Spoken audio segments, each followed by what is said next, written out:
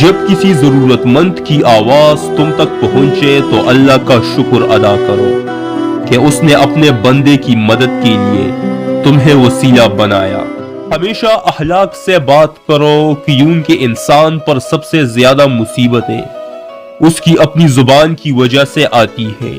اچھے لوگوں سے اللہ بہت امتحان لیتا ہے پر ساتھ نہیں چھوڑتا، اور برے لوگوں کو بہت کچھ دیتا ہے پر ساتھ نہیں دیتا۔ ہر انسان ہی عزت مانگتا ہے، لیکن یہ حقیقت بہت کم لوگ جانتے ہیں کہ عزت مانگنے کی نہیں بلکہ کمانے کی چیز ہے۔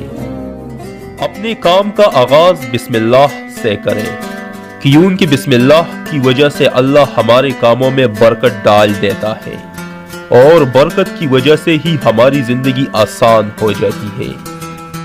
زندگی کو اچھے لوگوں کی تلاش میں نہ گزاریں، بلکہ آپ خود اچھے بن جائیں، شاید کسی اور کی تلاش پوری ہو جائے۔ اگر آدمی نے دوسروں کو نقصان پہنچانا بند کر دیا اور فائدہ پہنچانا شروع کر دیا تو سمجھیے کہ وہ مقصد حیات کی طرف چل پڑا ہے۔